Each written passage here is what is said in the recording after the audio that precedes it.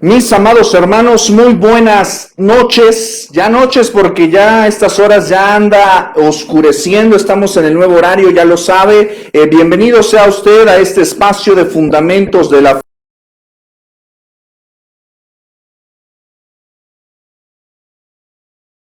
Un espacio más de estudio, un espacio más de meditación en la palabra del Señor. Y bueno, pues vamos a preparar nuestros corazones, a preparar nuestras Biblias, ¿verdad? Para escudriñar en la palabra del Señor, en la mente de Cristo. Entonces, le animo por favor a que se prepare. Vamos a abrir las Sagradas Escrituras. Sea usted bienvenido. Recuerde que estamos viendo la persona de Cristo. Vamos a ver la encarnación de Cristo. El tema de temas, la maravilla de maravillas, la encarnación de Cristo. Un tema esencial y un tema fundamental para el ejercicio de nuestra fe. Así que váyase preparando, vamos a compartir nuestras ligas, regáleme unos segunditos, prepárese por favor. Clase, ¿cómo están? Bien. Medio cansados, ¿verdad? ¿Verdad? Pero tarde pero sin sueño, ya lo sabe. Entonces aquí andamos, gracias a Dios. Muy bien, pues vamos a prepararnos para nuestro estudio. ¿Cómo ha estado? ¿Cómo le ha ido? Dios le bendiga. Sea usted bienvenido, sea usted bienvenida a toda la clase presencial, a la clase digital. Sean ustedes bienvenidos. Creo que andamos batallando con la red, ¿verdad? ¿No está? ¿Sí está agarrando? Porque aquí me dice que anda revelándose, no sé por qué razón, pero a ver si no hay problema. Muy bien. Ya sabe, por favor, están los comentarios, usted puede, por favor, ir llevando ahí los puntos de la clase, y también, pues, mi hermana Carla va a estar llevando esto. Si usted tiene algún saludo, alguna pregunta, pues, bueno, puede hacerlo, puede comunicarse con nosotros a través de estos medios. Ya lo sabe, es de gran bendición para nosotros estar en comunicación con ustedes. Gracias por sus oraciones, gracias por las personas que nos escriben, por las personas que nos ofrendan. Recuerde que ya también tenemos, por la gracia de Dios, tenemos ya una cuenta bancaria, así que usted puede comunicarse con nosotros. Dios le bendiga, mi amado, mi amada, por apoyar un ministerio que tiene como objetivo la difusión de la palabra del Señor. Y pues vamos a compartir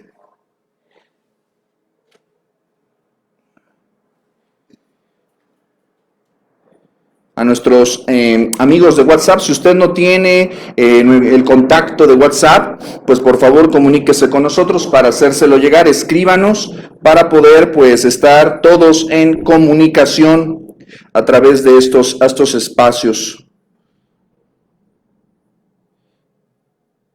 Eso, listo.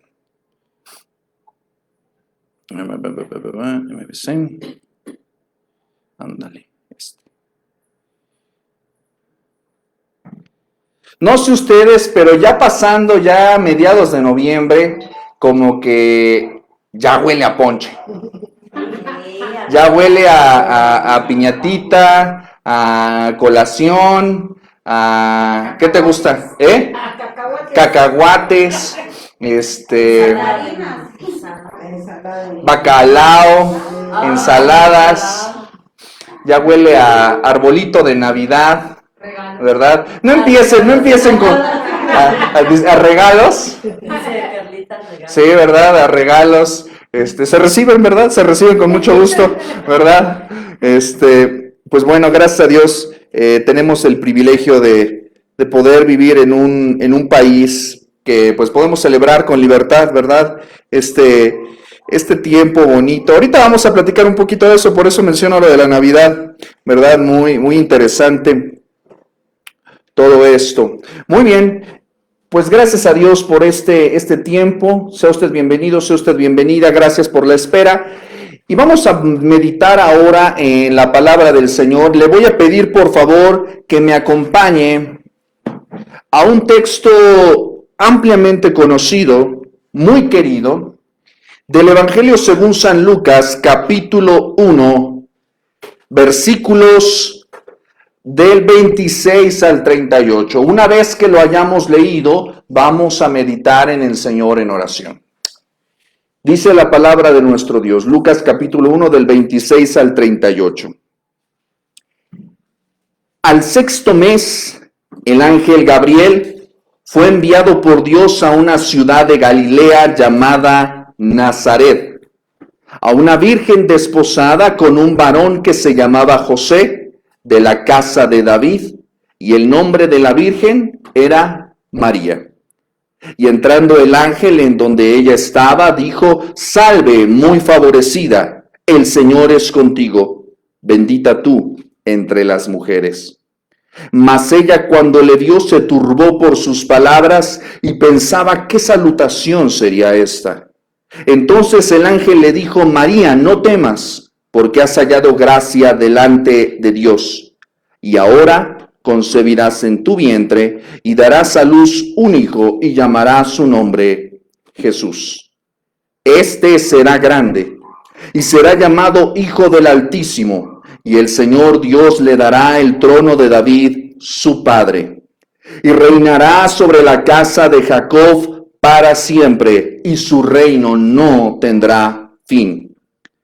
Entonces María dijo al ángel: ¿Cómo será esto? Pues no conozco varón. Respondiendo el ángel le dijo: El Espíritu Santo vendrá sobre ti, y el poder del Altísimo te cubrirá con su sombra. Por lo cual también el santo ser que nacerá será llamado Hijo de Dios. He aquí tu pariente Elizabeth también, ella ha concebido hijo en su vejez.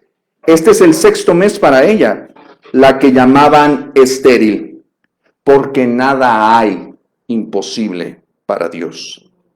Entonces María dijo: He aquí la sierva del Señor, hágase conmigo conforme a tu palabra.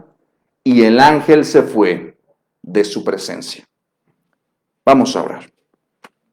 Bendito Padre Celestial, en el nombre de Jesús te damos gracias por permitirnos, Señor, nuevamente reunirnos de manera presencial, de manera digital, Señor, reunirnos en espíritu en torno a tu palabra. Hoy miércoles, Señor, a las 6 de la tarde, Señor, abrimos nuestros corazones, abrimos tu palabra para que, Señor, tú nos ilumines, tú nos guíes, tú nos alimentes de ti. Queremos conocer a la persona más importante, que es a tu Hijo Jesucristo, porque al conocer a Cristo te conocemos a ti, Señor. En este estudio de la persona de nuestro Señor Jesucristo, en este caminar por la maravilla, Señor de maravillas, te ruego, Señor, que nos capacites, porque ciertamente hablamos de cosas muy santas, muy elevadas, Señor, que nuestra mente difícilmente puede masticar, Señor, pero ayúdanos, asístenos para poder comprender por la fe, para que nuestra mente sea capacitada para poder, Señor, si no entender plenamente, discernir y aceptar con fe la maravilla de tu persona, Señor, en Jesucristo. Te pedimos que nos muestres al pequeño niño en el pesebre, que nos muestres al Verbo hecho carne. Te lo pedimos en el nombre de Jesús, Señor nuestro. Amén. Escucho una vocecita por allá abajo. ¿Podrías checar?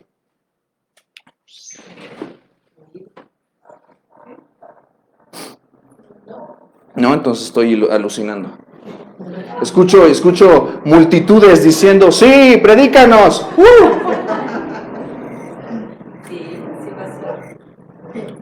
Muy bien. Una de las cosas que se enfrentó, de los primeros temas que se enfrentó la iglesia en sus primeras etapas como iglesia, platicábamos la semana pasada acerca del Nuevo Testamento y dijimos que el Nuevo Testamento como tal, pues empezó a escribirse en los primeros evangelios, el primer evangelio en los primeros 30, 40 años, Apocalipsis en el año 90 aproximadamente, Hebreos en el año 70. Entonces estamos hablando de que pasaron pues unas buenas décadas sin un testimonio escrito fuera del Antiguo Testamento. Con el Antiguo Testamento usted tiene todo lo suficiente para conocer a Cristo, ya que el Antiguo Testamento pues es la herramienta que utilizó el Señor Jesús y los apóstoles para dar a conocer la necesidad de salvación, el pecado. Con eso predicaban. Pero en los primeros siglos, las Los primeros ataques que recibió la iglesia, los primeros cuestionamientos, fue acerca de un tema en particular que corresponde a la encarnación de Cristo. Las primeras más chocantes herejías, los primeros encontronazos que enfrentó la iglesia en sus primeros siglos, fueron problemas, fueron herejías, fueron controversias acerca de la naturaleza de Cristo, acerca de esas dos naturalezas de las que ya hemos hablado y vamos a manejar un poquito. Quiero animarles a lo siguiente. Ahí está el baño por si se quiere mojar la cara, porque vamos a estar pisando como la semana pasada. Cuando hablamos de Cristo hablamos de algo que es exageradamente profundo y maravilloso. Nuestra mente a veces se abruma un poquito, pero también estamos acercándonos a algo muy sencillo, y por sencillo a veces parece poco importante. Ese creo que es la paradoja de la Navidad. Si yo le dijera, si así hacías a grandes rasgos, si yo le dijera en qué consiste la encarnación, ¿qué me diría? ¿En qué consiste? Pues que el Señor encarnó a Jesús, permitió que Jesús fuera también como él. Dios se hizo hombre. Si lo quisiéramos hacer ultra mega archi super resumido, podríamos decir nada más que la encarnación consiste en eso, en el hecho de que Dios se hizo hombre. Es tan supremamente sencillo como también es infinitamente complejo. Así es esto. Por eso créame que en el proceso de la lectura leemos en dificilísimo para tratar de explicar en facilísimo, pero lo que yo pretendo es que hoy nuestro acercamiento a la encarnación de Cristo sea profunda, pero no abrumadora. Sencilla, pero no simplona. Si nos quedamos solamente con, bueno, Jesús se hizo carne, amén, nos estamos olvidando de todo lo que eso consiste, el milagro que esto implica. Y si nos quedamos solamente, si nos vamos a lo profundo, si nos vamos solamente a lo teológico, nos podemos perder de la belleza de la sencillez.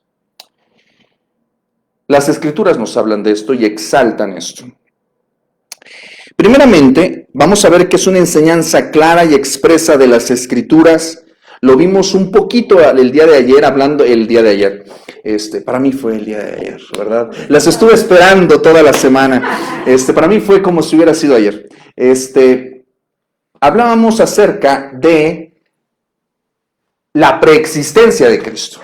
Y vimos que antes de que el Señor Jesús viniera a este mundo, el Señor Jesús como tal, Dios, el Hijo, ya existía y ya tenía diferentes actividades, ¿verdad? Y ya estaba prefijado en la revelación divina a través de los apóstoles, a través de los profetas, ya estaba prefijado demasiados elementos para decir que fue algo al azar. ¿Dónde iban a nacer? ¿Cuál iba a ser el contexto de su nacimiento? ¿En qué situación iban a nacer? ¿Quién iba a ser su madre? ¿Del linaje de dónde iba a venir? ¿Qué iba a hacer? ¿Dónde iba a vivir? Un contexto general de profecías que delineaban una vida. La vida más importante que vino a este mundo.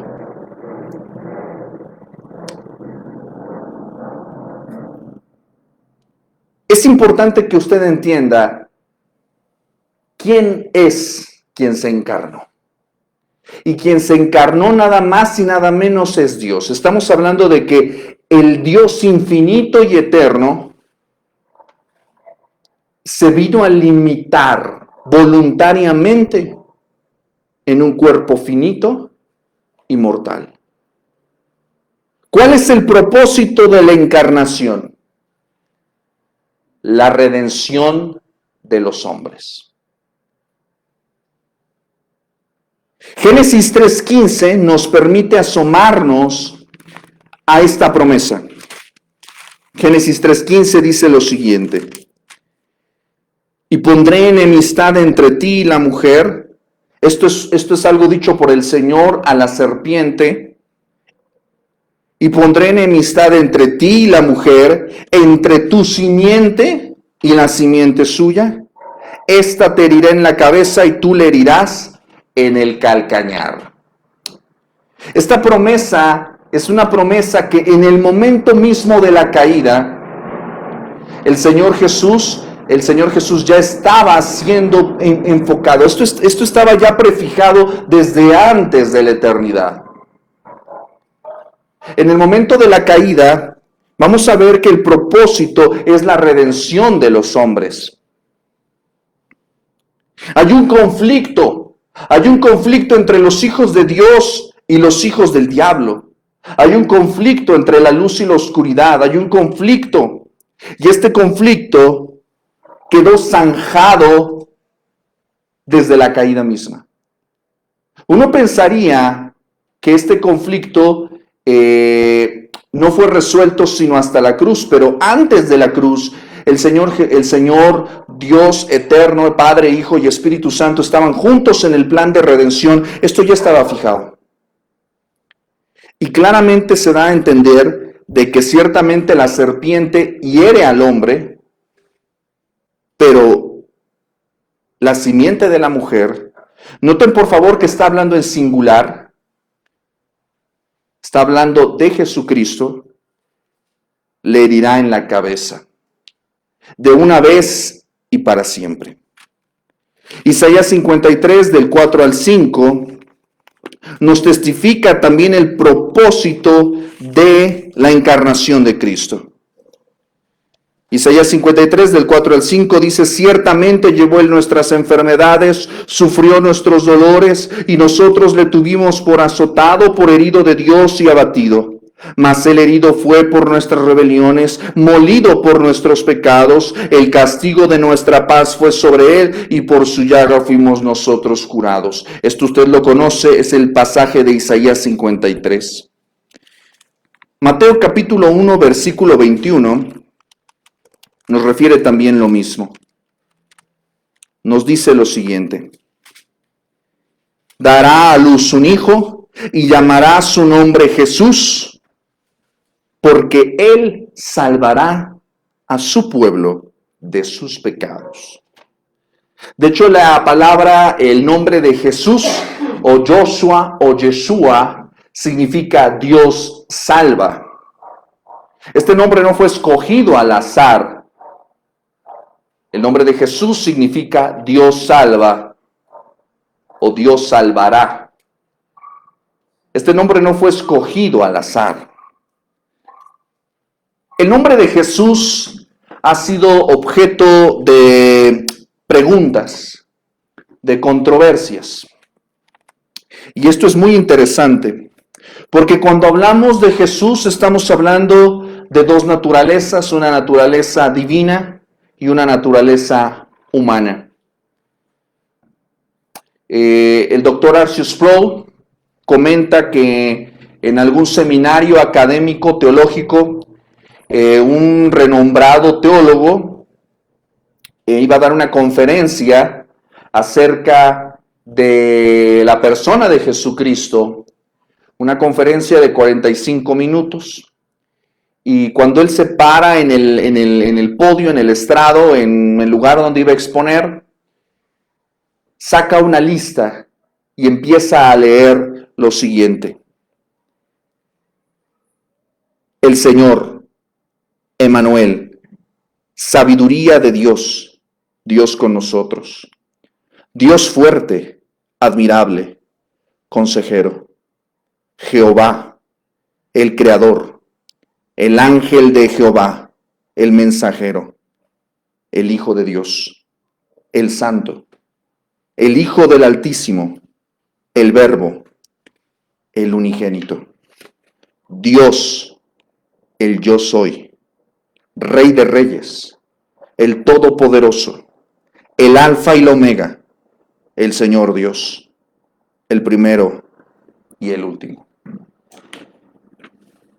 Hablando acerca de su humanidad, se le llama la simiente de la mujer, el Redentor, el Mesías, el ungido, el Cristo, siervo, Jesús, Jesús de Nazaret, hijo de David, hijo del hombre, el escogido, el Cordero de Dios, el primogénito de entre los muertos, el primogénito de la creación, el postrer Adán, el mediador, sumo sacerdote, legislador, juez, abogado, el león de la tribu de Judá, la raíz de David.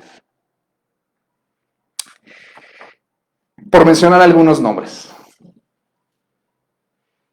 Cuando estamos hablando de la persona de Cristo, estamos hablando de todo eso y más. Estamos hablando de alguien sumamente complejo y sumamente sencillo. Su divinidad y su humanidad han puesto en jaque a la mente del hombre. Vuelvo a insistir que esto fue un tema que ha sido hablado, ha sido discutido y que ha traído incluso serios conflictos, incluso a la iglesia en los primeros siglos.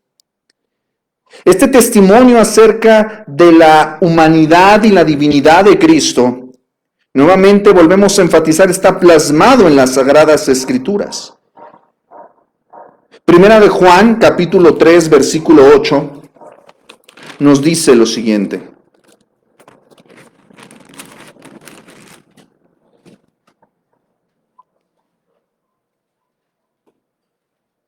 El que practica el pecado es del diablo, porque el diablo peca desde el principio.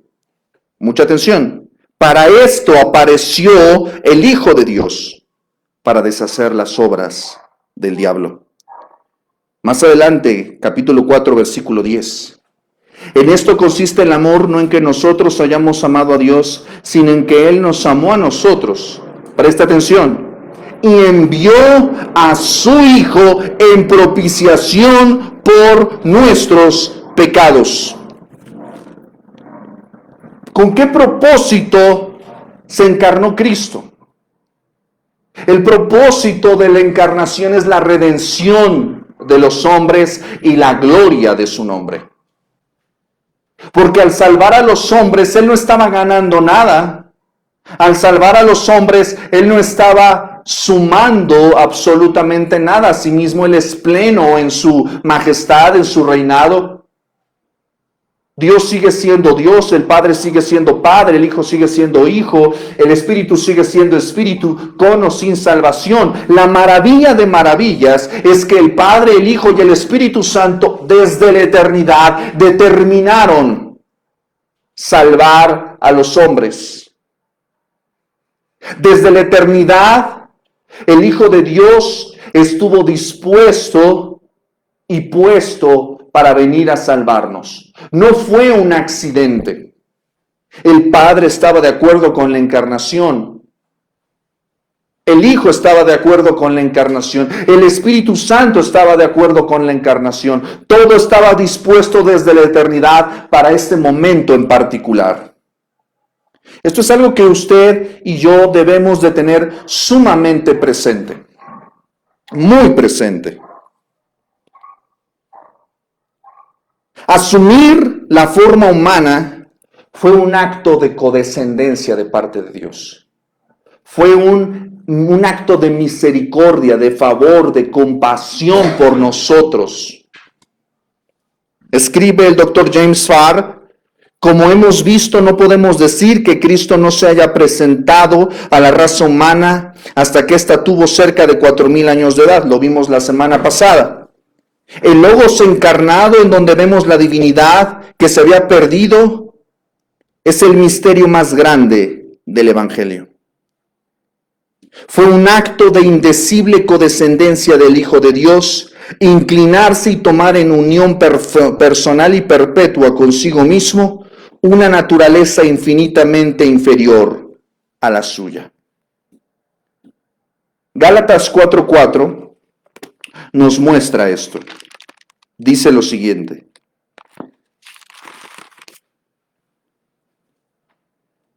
Pero cuando vino el cumplimiento del tiempo, Dios envió a su Hijo, nacido de mujer y nacido bajo la ley.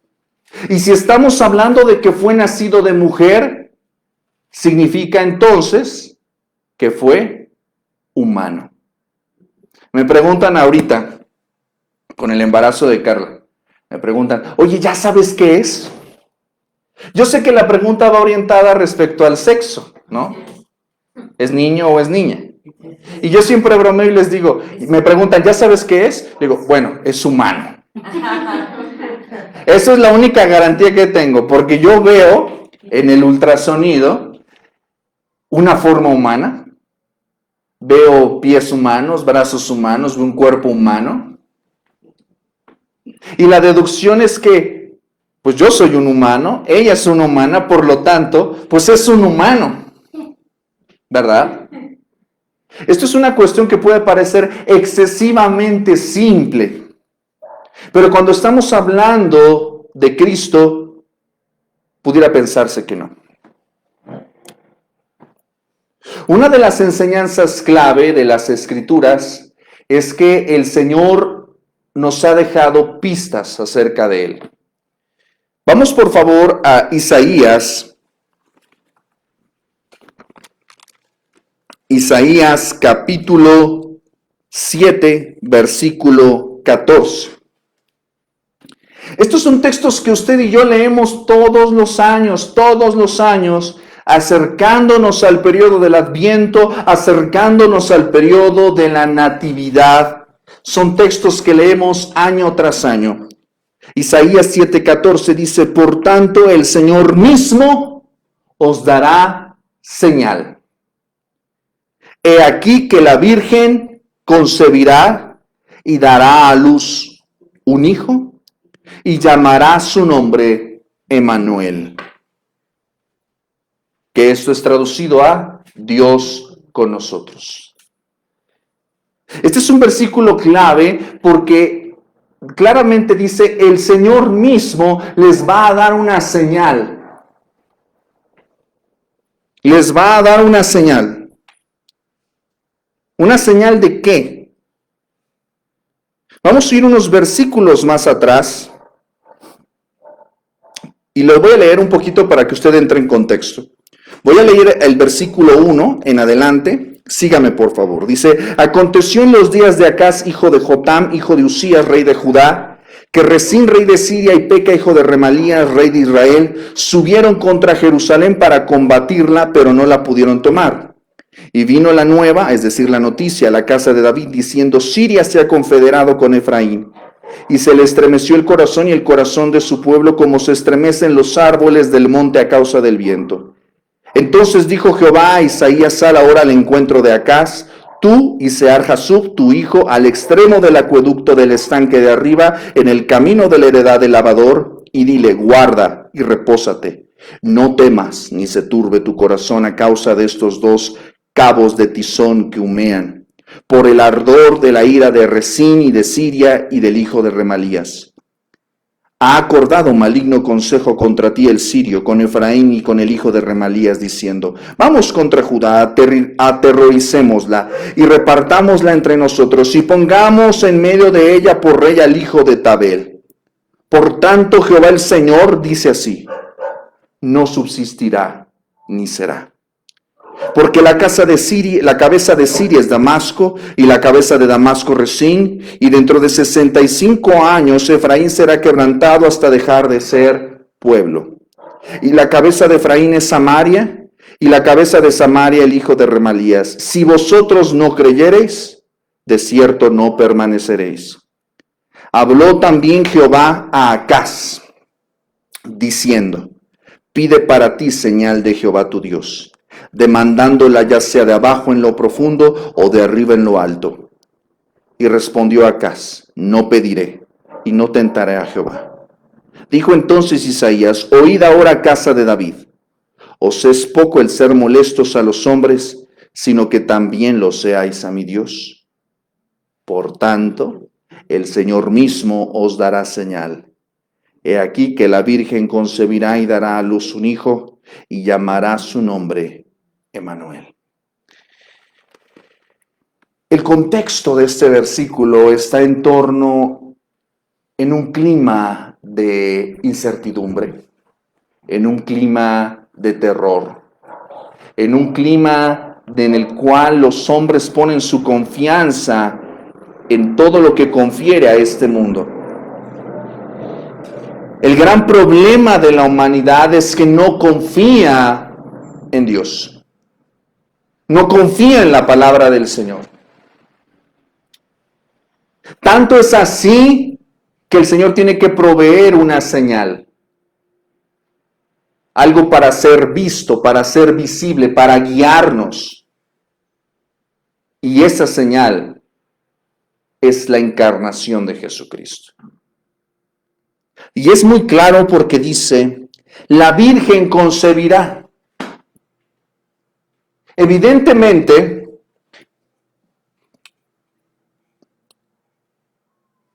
pues la abejita necesita la florecita necesita una abejita, ¿verdad?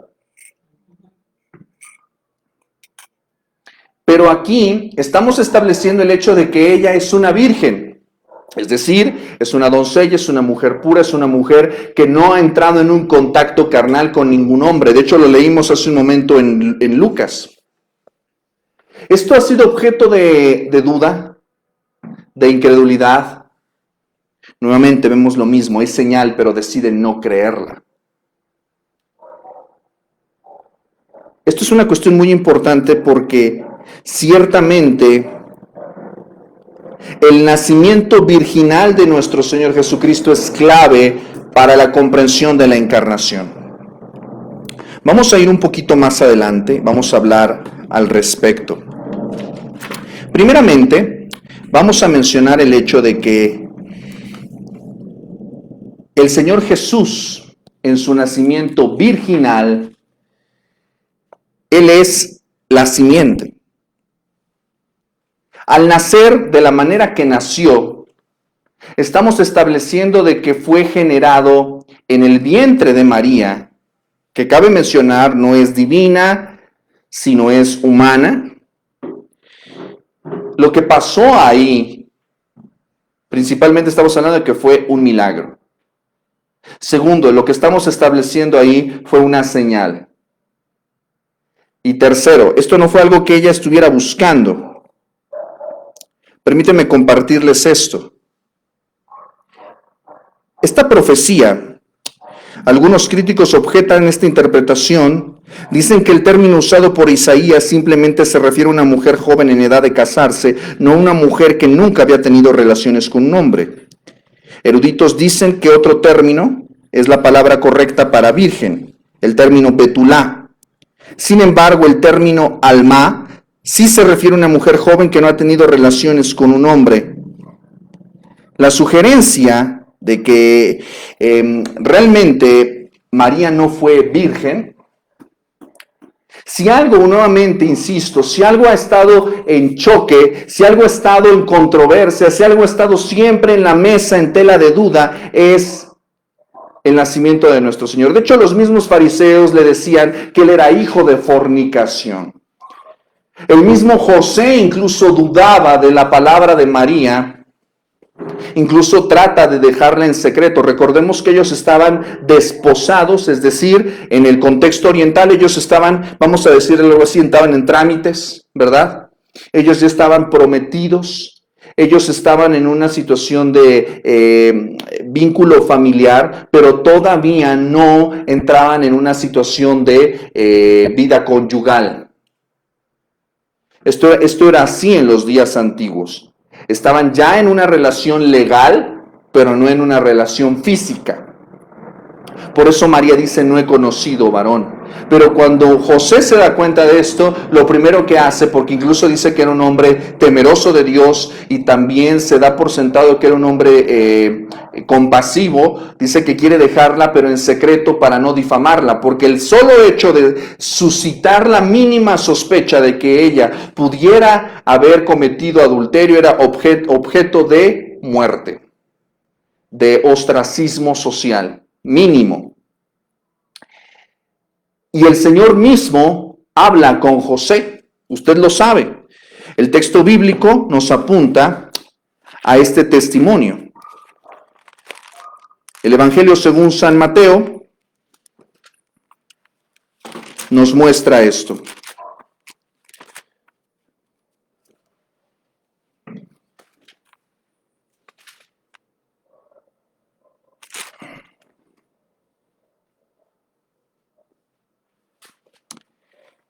Mateo capítulo 1, versículo 19. Voy a leerlo desde el 18. Dice, el nacimiento de Jesucristo fue así. Estando desposada María su madre con José, antes que se juntasen, se halló que había concebido del Espíritu Santo. José su marido, como era justo y no quería infamarla, quiso dejarla secretamente. Y pensándole en esto, he aquí un ángel del Señor le apareció en sueños y le dijo, José, hijo de David, no temas recibir a María tu mujer, porque lo que en ella es engendrado del Espíritu Santo es. Y dará a luz un hijo y llamará su nombre Jesús, porque él salvará a su pueblo de sus pecados. Todo esto aconteció para que se cumpliese lo dicho por el Señor por medio del profeta, cuando dijo, he aquí, una virgen concebirá y dará a luz un hijo y llamará su nombre Emmanuel, que traducido es Dios con nosotros. Y despertando José del sueño, hizo como el ángel del Señor le había mandado y recibió a su mujer. Pero no la conoció hasta que dio a luz a su hijo primogénito y le puso por nombre Jesús. ¿Por qué es importante? ¿Por qué es importante tener esto presente?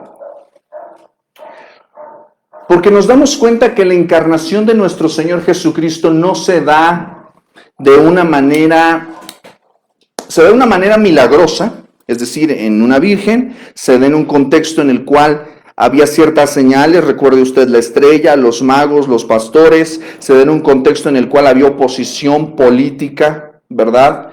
Pero también por el otro lado, y esto es una de las cuestiones más maravillosas de todo, y es el hecho de que el Señor Jesús nació, fue encarnado, es decir, pasó por el mismo proceso humano que todos nosotros pasamos.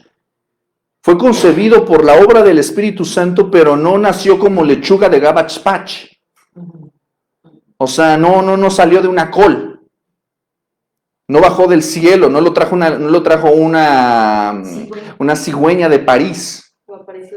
No apareció de la nada. Este es un elemento fundamental para confirmar, o sea, si yo quisiera inventar un cuento chino acerca de un Dios hombre, si yo quisiera presentar en la constitución si yo quisiera conformar una religión falsa, lo menos que voy a hacer es presentar a mi Dios al mismo nivel que todos los demás. Lo que menos voy a hacer es tratar de igualarlo a todos los demás. Lo que menos voy a tratar de hacer es que nazca como todos los hombres. Voy a ponérselos en un lenguaje más comercial. ¿De dónde vino Superman? ¿Usted vio la película de Christopher Reeves? No, pero yo creo que fue inventado, ¿no? Sí, no, sí, es inventado. Sabemos todos que Superman es falso. Pero ¿de dónde viene Superman? Pues no sé, no veo. Qué bueno que no pierda el tiempo en esas cosas. ¿Sabes dónde vino Superman? De otro planeta, ok. Hasta ahí vamos bien, ¿verdad? Pero Superman, agárreme tantito la onda. Superman se supone que viene de un planeta, esto es una historia ficticia, ¿ok? Viene de un planeta lejano que se llama Krypton y su planeta se destruye, lo mandan en una navecita y llega aquí a la Tierra y cae en un campo aquí en Kansas, en un campo de cosechas en Kansas, en Estados Unidos, y lo cría una pareja de campesinos y bueno, y crece en un contexto humano. Sí me estoy explicando. Pero a final de cuentas es una historia ficticia. ¿Por qué? Porque Superman, pues para empezar, no existe.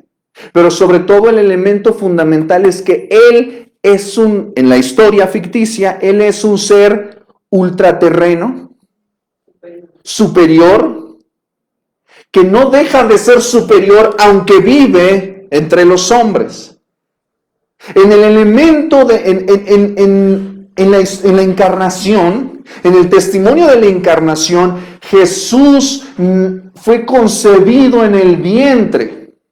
No apareció, no descendió, no cayó en una navecita, no bajó del cielo, no surgió de la nada, fue concebido en un vientre, en el mismo proceso complejo de la gestación de 9 meses, ¿verdad? De los chipotes, de los antojos, de las molestias, de José, ay, se me antojó una torta de pasas, José, y ahí veo a José saliendo a las 3 de la mañana, ¿no? No lo sé, estoy especulando, pero la realidad es que eso pasó. ¿Me explico? Este es un elemento fundamental que nos ofrece una pista maravillosa acerca de del testimonio fidedigno. Si yo quisiera hacer una religión falsa, jamás vamos a escuchar del nacimiento de Alá, jamás vamos a escuchar del nacimiento, podemos escuchar de Buda, pero Buda es un hombre, ¿me explico? Simple y llano. Podemos hablar de cualquier otra persona, pero al final de cuentas, no fueron concebidos por la obra del Espíritu Santo. Y siempre hay una tendencia natural a querer volver dioses a los hombres. Pero no hay ni una sola confesión religiosa que haga a Dios hombre. Ni una sola. El cristianismo, la Biblia es la única que hace a Dios hombre. Es la única. No existe otra. Ciertamente es complicado. Cuando usted se detiene un poquito a pensar en eso, ciertamente es complicado. ¿Hasta qué punto es Dios? ¿Hasta qué punto es hombre? ¿Hasta qué punto? Lo vimos incluso hace un par de semanas, hablamos de que el Señor Jesús tuvo hambre, tuvo sueño, se cansó, sangró, lloró, ¿verdad? Pero también vemos en él una mente omnisciente, una mente que sabía las cosas en el corazón y en la mente de los hombres antes que sucediesen. ¿En qué aspecto se equilibran estas dos cosas? ¿Puedo hacer una pregunta? Échale. En lo que me echo mi tecito. Y sus conocidos, sus familiares, cuando supieron que María estaba embarazada y eso, ¿qué dirían? ¿Dudaron o se les dio una explicación que no era pues una que había conocido hombre, sino del Espíritu Santo? ¿Lo creyeron todos o tuvieron ciertos conflictos María y José?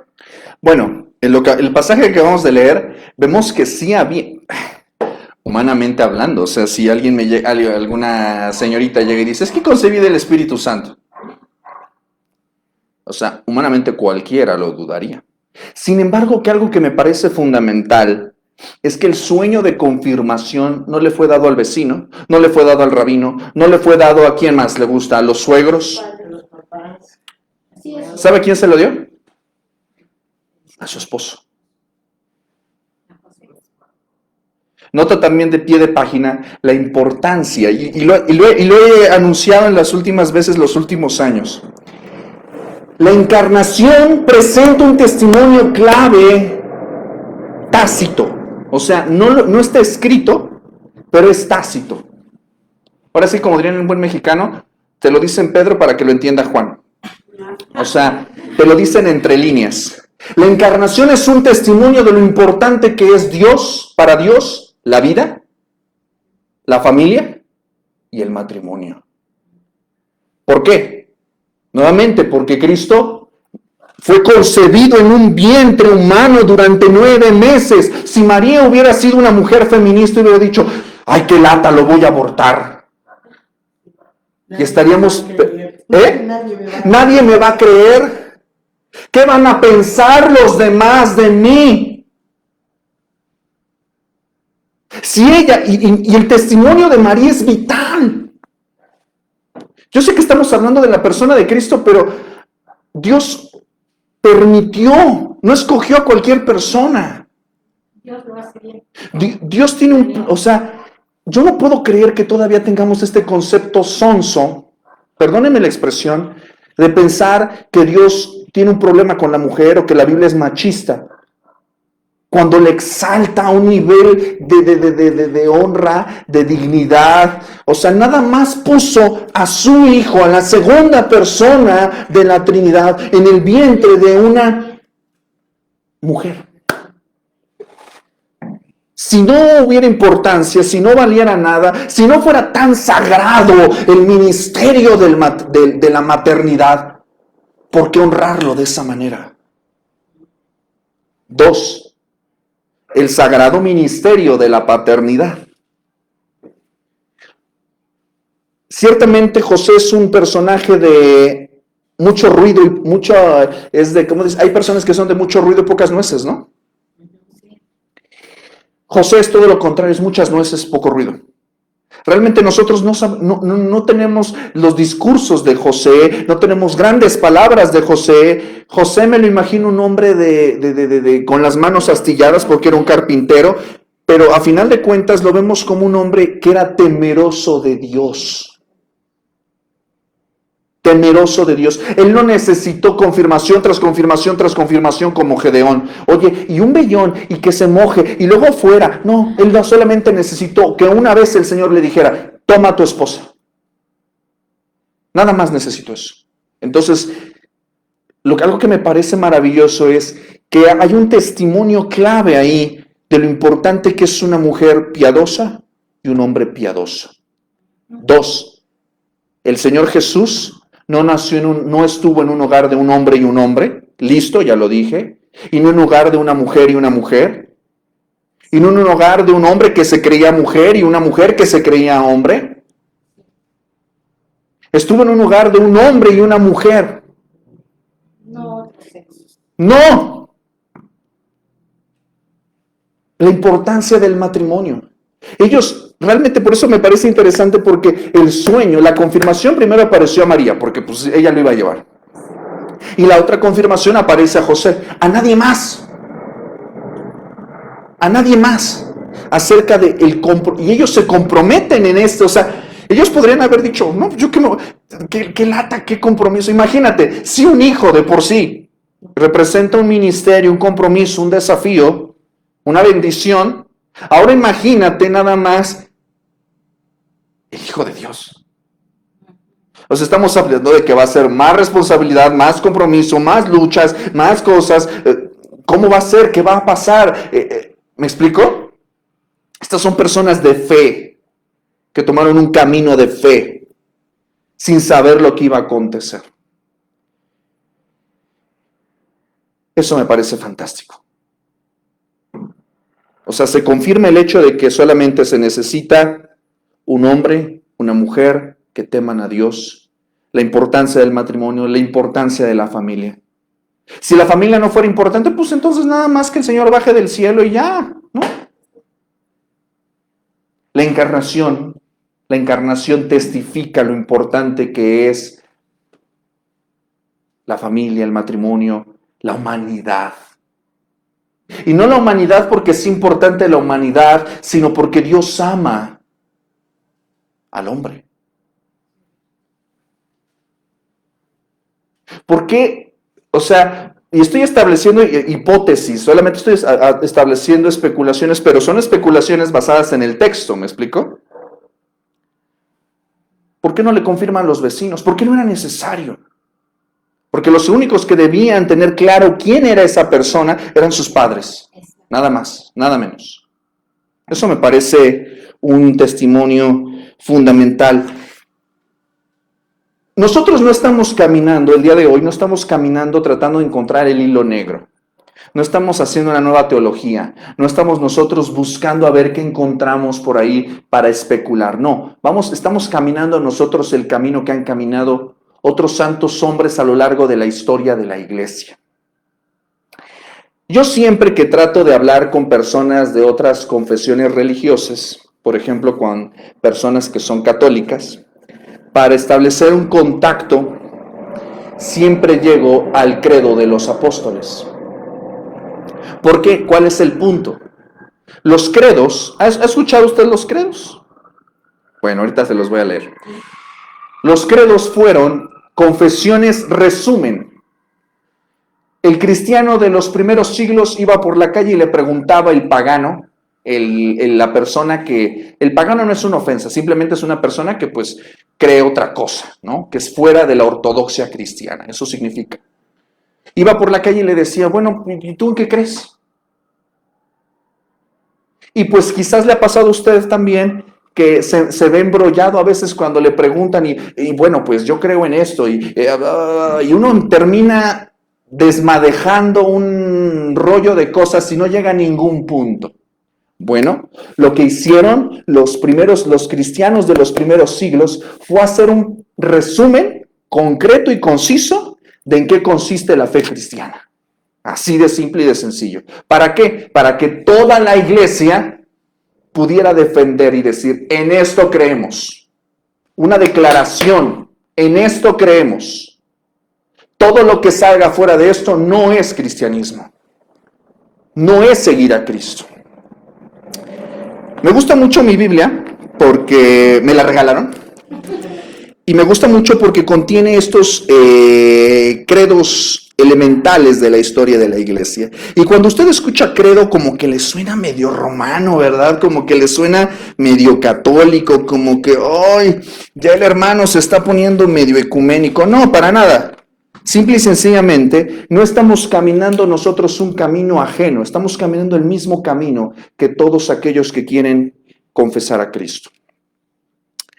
El credo de los apóstoles dice lo siguiente: creo en Dios Padre Todopoderoso, Creador del cielo y de la tierra, en Jesucristo, escuche con atención, su único Hijo y Señor nuestro, que fue concebido del Espíritu Santo, nació de la Virgen María, padeció bajo el poder de Poncio Pilato, fue crucificado, muerto y sepultado, descendió a los infiernos, al tercer día resucitó de entre los muertos, subió al cielo y está sentado a la diestra de Dios Padre Todopoderoso, y desde allí vendrá al fin del mundo a juzgar a los vivos y a los muertos. Creo en el Espíritu Santo, la Santa Iglesia Universal, la comunión de los santos, el perdón de los pecados, la resurrección de la carne y la vida perdurable. Amén. En las iglesias católicas se escucha el credo de los apóstoles. Por ejemplo, el credo niceno, es decir, el credo que se hizo en el concilio de Nicea, también tenía un propósito de hacer un resumen conciso acerca de la persona de Dios, Padre, Hijo y Espíritu Santo. Observe cómo se va haciendo cada vez más complejo. ¿Por qué? Porque los ataques se hacen cada vez más complejos. El credo de Nicea dice lo mismo. Creemos en un solo Dios, Padre Todopoderoso, Creador del cielo y de la tierra, de todo lo visible y lo invisible. Creemos en un solo Señor, Jesucristo, Hijo único de Dios, nacido del Padre antes de todos los siglos, Dios de Dios, luz de luz, Dios verdadero de Dios verdadero, engendrado, lo vimos la semana pasada, no creado, de la misma naturaleza que el Padre, por quien todas las cosas fueron hechas, que por nosotros los hombres y por nuestra salvación descendió del cielo. Y por obra del Espíritu Santo se encarnó de María, la Virgen, y se hizo hombre. Y por nuestra causa fue crucificado en tiempos de Poncio Pilato. Padeció, fue sepultado, resucitó al tercer día, según las Escrituras. Subió al cielo y está sentado a la derecha del Padre, y de nuevo vendrá con gloria para juzgar a los vivos y a los muertos, y su reino no tendrá fin. Creemos en el Espíritu Santo, Señor y dador de vida, que procede del Padre y del Hijo, que con el Padre y el Hijo recibe una misma adoración y gloria que habló por los profetas. Voy a dejarlo ahí. ¿Se da cuenta que empieza a haber como uniformidad en ciertos sentidos acerca de la naturaleza de Cristo? Quiero compartirles también, hay un texto. Y uno de los concilios. Esto es importante porque yo sé que a veces cuando hablamos de historia de la iglesia, pues usted se imagina pues, papas, se imagina así como que, ¡oh, qué flojera! Como, donde alguien de mis profesores decía, donde todo se echó a perder. Voy a hacer un pequeño extra resumen. Usted lee Hechos de los Apóstoles, que está en las Escrituras, y eso es historia de la iglesia. Los primeros 30 años de historia de la iglesia. Pero ¿qué pasa después de eso? Bueno, pues los apóstoles se riegan, ¿verdad?, por varias partes del mundo. En especial, si usted se da cuenta, Pablo se va para lo que es Occidente, para lo que es Europa, para lo que es Roma. Y hay una parte, ya para cuando usted lee, por ejemplo, Apocalipsis, la iglesia ya está siendo perseguida. Hay un emperador que usted conoce que se llama Nerón, tiene nombre como de perro, ¿verdad? Y este emperador Nerón, pues se dice que estaba medio lurias, ¿verdad? Medio excéntrico este hombre. Pero ya para esos entonces, el empuje del cristianismo ya era muy alto, ya era muy popular, sobre todo en los basamentos de la sociedad romana. Estamos hablando de que se especula de que hubo un incendio muy grande en Roma que prácticamente destruyó 1/3 de la ciudad, 2/3 de la ciudad. Y por política e iniciativa del Estado se culpa a los cristianos. Creo que alguien anda allá abajo, por cierto. Y en este caminar, la iglesia empieza a ser perseguida. Durante 3 siglos, ¿se acuerdan estas películas que ve en Semana Santa, que ve Quo Vadis y todas estas películas que pobrecitos cristianos los echaban al circo romano y los leones y todo eso y los quemaban? Pues este señor Nerón, pues ahí empezó, ¿verdad? Todo este asunto. De hecho, los usaban como antorchas humanas para encender las calles. Ese nivel de persecución fue tremendo. Durante 3 siglos, durante varios emperadores se persigue al cristianismo. Lo interesante, dice la historia de la iglesia, es que entre más perseguían a la iglesia, más crecía. Por eso, si usted algún día, si le sobra cambio y un día va a Roma, va a ver por ahí en las cloacas, en las catacumbas, ahí hay testimonio de que ahí celebraban ellos cultos. Este famoso símbolo del pez surge a partir de este contexto de historia de la iglesia. Me estoy saliendo un poquito del tema y ahorita me devuelven, ¿sale? Pero todo esto es muy importante, ¿por qué? Porque este ataque muy fuerte, imagínese, o sea, fueron 3 siglos de persecución donde estaban literalmente así, reuniéndose en casas, calladitos, en catacumbas, perseguidos. De hecho, pues así tenían que tocar con clave y tenían sus propias contraseñas, pues para que no los arrestaran, porque arrestarlos pues era ya prácticamente una señal de muerte, ¿verdad? El simple hecho de ser cristiano ya era algo de muerte. ¿Y cómo podían saber que eras cristiano? Bueno, principalmente porque no le rendías tributo a César. No le rendían tributo a César, porque no negaban a Cristo, etc. Había ciertos elementos que los denunciaban, ¿verdad? Entonces, el hecho de ser cristiano era un problema muy serio en aquellos días. Durante 3 siglos ellos viven sobreviviendo a su fe, pero esa fe se vuelve muy fuerte, muy fuerte, muy fuerte. Tanto era así que los que los torturaban veían en esa fe, decían, ¿cómo es posible? Se dice que incluso los mismos perseguidores de los cristianos se han vuelto cristianos al ver el testimonio de los mártires. Los mártires han sido el más grande testimonio en la historia de la iglesia, porque al ver una fe tan grande para dar su vida, alguien diría, ¿quién daría su vida por una mentira? ¿Quién dejaría que destrozaran a sus hijos los perros por una mentira? Ese era el compromiso de los primeros cristianos. Pero ¿qué pasa? La historia de la iglesia nos dice que en algún momento hubo un hombre llamado Constantino. Y Constantino pues era un hombre que pues quería asentar su poder como cualquiera. Y él se enfrenta en una batalla y se cuenta la leyenda Cuenta la especulación histórica que en algún momento, una noche antes de la batalla, Constantino tiene un sueño y le dicen: con este signo vencerás, y ve la cruz. Y él lo manda a poner en todos sus estandartes y obviamente gana, vence.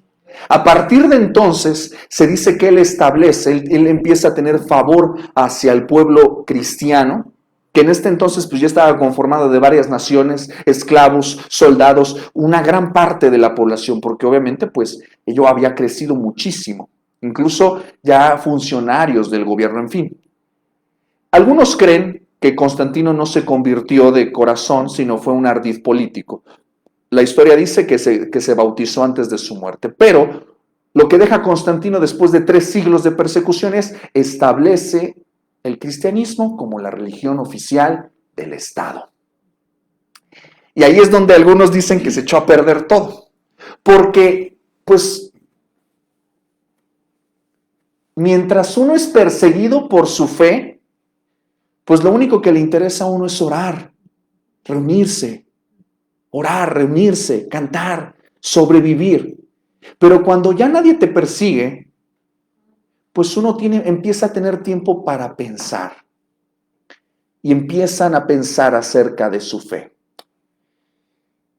Y fue entonces cuando empiezan los concilios. Empezaron a reunirse y empezaron a organizarse, ¿verdad? Empezaron a establecer jerarquías. Se empieza a establecer obviamente la iglesia como religión oficial del Estado. ¿Y qué pasa? Se institucionaliza. De manera que pues se empiezan a establecer estos obispados. Los obispados no tienen ningún problema. Un obispado significa un pastorado. Obispo significa pastor. No es algo de lo que debamos escandalizarnos. Pero se empiezan a organizar como estos concilios. Usted diría, pues ¿cuándo se hicieron? Pues cuando ya tuvieron tiempo de dejar de estar corriendo de los leones, ¿verdad? Cuando uno deja de ser perseguido, pues tiene uno tiempo para estar pensando acerca de su fe, ¿verdad? Y sobre todo los primeros choques que ellos tienen como iglesia oficial del Estado es que ellos, acuérdese que Roma, pues viene de un contexto sumamente pagano, muchos cultos del mundo antiguo. Entonces se crea lo que usted, apréndase este término, lo que se llama un sincretismo. ¿Qué es un sincretismo? Una mezcla. Le voy a poner un ejemplo. Los antiguos mexicanos tenían aquí una diosa llamada Tonantzin, que era la madre, ¿verdad? Que era la generadora de vida, etcétera. Tenían toda una situación ahí. Llegan los colonizadores españoles, los franciscanos, llegan las órdenes religiosas y lo que crean es un sincretismo. No corrigen la falsa doctrina, sino imponen la entremezclan. Lo que hacen es decir, no, bueno, no estás del todo mal, no se llama Tonantzin, se llama María, ¿verdad? Entonces, la asimilación, pues se hace fácil, pero no se corrige. ¿Me explico? Eso se llama un sincretismo. De hecho, pues muchos de los templos que hoy conocemos, hoy los templos más célebres, se hicieron sobre las ruinas de templos antiguos. ¿Por qué les platico esto? Porque en este organizarse se empieza a hacer una situación muy compleja. De hecho, pues usted ha escuchado la iglesia de Roma y la iglesia de Bizancio. Bizancio pues está por allá por Turquía, ¿verdad? Entonces se empiezan a dividir y empieza a haber un lugar, una sede que está en Bizancio, Constantinopla, y otra sede que está en Roma, la iglesia de Roma y la iglesia de Bizancio, la iglesia de Oriente y la iglesia de Occidente. Y empiezan a dividirse por temas doctrinales, pero la doctrina es importante. Ahora, ya cuando ellos se dividen por temas verdaderamente ridículos. Pero los grandes choques, ya para ese entonces ya había habido debates, ya había habido cuestionamientos acerca de si Jesús es divino, si Jesús es humano, si Jesús no era ni divino ni humano, si la divinidad y la humanidad de Jesús se habían mezclado. Se empieza a hacer toda una marabunta de cosas. Y uno de los principales concilios, que se conoce como un concilio cristológico, es el concilio de Calcedonia. Y el credo de Calcedonia, un credo es una confesión de fe. Dice lo siguiente: nosotros entonces Siguiendo a los santos padres, todos de común consentimiento enseñamos a los hombres a confesar a uno, el mismo Hijo, nuestro Señor Jesucristo, el mismo perfecto en deidad. Fíjese lo que está diciendo. El mismo perfecto en deidad y también perfecto en humanidad. Verdadero Dios y verdadero hombre, de cuerpo y de alma racional. Agárrese esta palabra. Consubstancial, coesencial con el Padre, de acuerdo a la deidad. Es decir, que es igual, que es Dios. Y consubstancial con nosotros, de acuerdo a la humanidad. Es decir, que también fue humano. En todas las cosas como nosotros, sin pecado. Engendrado del Padre antes de todas las edades, de acuerdo a la deidad. Y en estos posteriores días para nosotros y por nuestra salvación, nacido de la Virgen María, de acuerdo a la humanidad. Uno y el mismo, Cristo, Hijo, Señor, unigénito, para ser reconocido en dos naturalezas, inconfundibles, inmutables, indivisibles, inseparables.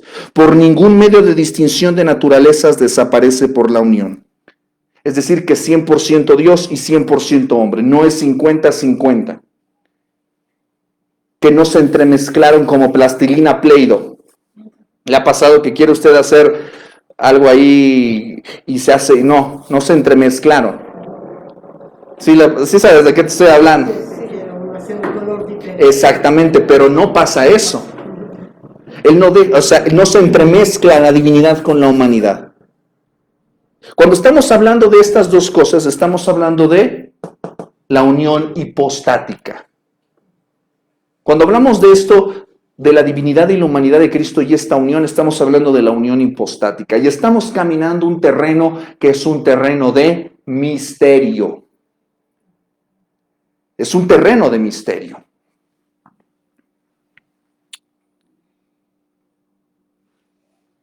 Más bien, la propiedad de cada naturaleza y concurrente en una persona y sustancia, no partida ni dividida en dos personas, sino uno y el mismo Hijo, el unigénito, Dios, la palabra, el Señor Jesucristo. Como los profetas desde el principio lo han declarado con respecto a Él y como el Señor Jesucristo mismo nos lo ha enseñado, y el credo de los santos padres que nos ha sido dado. Amén. Qué sueño, ¿verdad? Qué flojera. Ahora, vamos a hablar un poquito acerca de esto, de la kenosis. Lo hemos hablado. Usted y yo hemos leído Filipenses capítulo 2, ¿verdad? En la cual el apóstol Pablo establece y pone de ejemplo el hecho de que el Señor Jesús se despojó de sí mismo, tomó forma de siervo. Esto es importante para nosotros porque Él dejó, dice, su gloria, pero no dejó de ser Dios. Lo leímos incluso la semana pasada cuando vimos que Él dice, glorifícame tú al lado tuyo con aquella gloria que tuve contigo antes que el mundo fuese. Esto es muy importante. La enseñanza de las Escrituras es que el Hijo de Dios asumió para siempre la humanidad que Él tomó en su nacimiento de la Virgen. Su encarnación, pregunta clase, ¿la encarnación de nuestro Señor Jesucristo fue temporal o es eterna? Es eterna. ¿Por qué es eterna? Yo creo que fue temporal. ¿Por qué temporal? Porque nació. Ok. El niño nació y murió. Ok. Y cuando falleció, cuando fue crucificado y cuando murió, ¿dejó de ser hombre? Dejó de ser hombre. Sí. ¿Por qué dejó de ser? A ver, defiéndanme eso, ¿por qué? Ahora, ¿qué pasó después de la muerte? ¿Y cómo resucitó? ¿Como elefante? Como hombre. ¿Por qué resucitó como hombre? ¿Cómo podemos tener el testimonio de que su resurrección fue como hombre? ¿Por qué? ¿Cómo sabemos que la resurrección fue real? Hay testimonios bíblicos al respecto. Sí. Por el testimonio visual, auditivo, pero también nos damos cuenta de que el Señor exactamente le dice a Tomás, toca, mete tus dedos, toca. Tenía hambre, ¿verdad? Él comió. El Señor Jesús resucitado comió, caminó. Obviamente, era una naturaleza humana glorificada. Eso es muy importante. Por eso Él es el primogénito de entre los muertos. Por eso 1 Corintios capítulo 15, Pablo nos está hablando acerca de Cristo y nos habla de que si nosotros no creemos en la resurrección de Jesucristo, nuestra fe es vana. Si usted y yo no creemos en la resurrección, pregunta número 1, ¿dónde están nuestros muertos? Si usted y yo no creemos en la resurrección de Jesucristo, entonces, pues, ¿qué pasa con los pecados? Si usted y yo no creemos en la resurrección de Jesucristo, pues aférrese a sus cosas, aférrese a su coche, aférrese a su casa, aférrese a su chamba, aférrese a su lana, como los faraones, lo predicaba eso hace una semana. Aférrese a eso, ¿por qué? Porque es lo único que va a tener. Comamos y bebamos porque mañana moriremos. Y si nada más lo único que tenemos es esta vida, somos los más dignos de lástima. Imagínese si nada más tenemos esta vida. Ahora, volviendo a la pregunta de dónde partimos, el Señor Jesucristo, en su encarnación fue temporal o fue a perpetuidad, fue eterna. ¿Ok? ¿Por qué? Porque ahora, su encarnación nos da testimonio de que Él ya existía. Se hizo carne. Lo vimos la semana pasada, Él ya existía. Se hizo carne. Continúa su existencia. Ahora en carne. Como humano vive una vida humana sin pecado bajo la ley. Él muere como todos los hombres. Él nace como todos los hombres. Muere como todos los hombres. Pero como el postrer Adán, es decir, como una nueva humanidad, Él resucita. Y lo más importante de todo es que si Él resucita, nosotros también. Nosotros también resucitaremos. Ya no estaremos batallando con esto. Tal la gloria suya, tal la gloria nuestra. ¿Por qué es importante esto? Voy a darle unas bases al respecto. Principalmente hay 3 razones para basar el hecho de que la encarnación de nuestro Señor Jesucristo es a perpetuidad. Primeramente, porque después de haber asumido voluntariamente su humanidad, nuestra humanidad, el Señor no podría deponerla. Él no dejó de ser hombre, porque al hacerlo dejaría de ser el Hijo del hombre. Él es ahora y por siempre el hombre en la gloria. Les platicaba acerca de esto. Las apariciones de Jesús después de su resurrección dan evidencia indubitable de que poseía un cuerpo literal, físico, pero glorificado. Además, las apariciones de Jesús después de su ascensión lo representan con un cuerpo literal, pero glorificado. ¿Cómo aparece a Pablo? Él escucha una voz audible. El Señor Jesús se presenta en el camino a Damasco, pero es la gloria del Señor la que lo deslumbra y lo tira, ¿verdad? La enseñanza de las epístolas es concluyente en cuanto a la perpetuidad de la encarnación. La humanidad glorificada de nuestro Señor Jesucristo es el manantial de nuestra vivificación física por el Espíritu Santo, la base de su simpatía y socorro, la garantía y modelo de nuestros propios cuerpos glorificados. Si Jesús no es hombre, ¿cómo puede entendernos? Si Jesús no es hombre, ¿cómo puede interceder por nosotros? Si Jesús no es hombre, no puede ser el Hijo del Hombre. No puede haber expiación por nuestros pecados. Es muy importante esto, muy importante. ¿Por qué es esencial que la encarnación para nosotros? Porque es esencial para que Él sea nuestro sacerdote. Recordemos que los 3 oficios de Cristo son profeta, sacerdote y rey. Entonces, en su carácter sacerdotal, Jesucristo, nuestro Señor, tuvo que hacerse hombre para poder entender pues, qué pasa con nosotros. No porque no lo supiera, sino porque a final de cuentas al acercarse, puede establecer un vínculo de compasión. Vamos por favor a Hebreos, la carta a los Hebreos, capítulo 4, versículo 14 y 15. Por tanto, teniendo un gran sumo sacerdote que traspasó los cielos, Jesús el Hijo de Dios, retengamos nuestra profesión.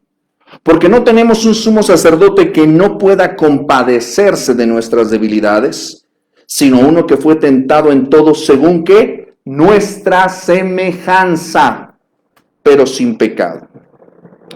Muy importante esto. Muy importante esto. Sin un cuerpo literal, carnal, pero glorificado, entonces el Señor Jesucristo estaría descalificado para ser nuestro sacerdote. Si nosotros negamos la encarnación, estamos negando el hecho de que tenemos un intercesor. Estamos nosotros desvalidos en el mundo. Él no podría ejercer su ministerio para interceder por nosotros. Romanos 8:34 dice lo siguiente.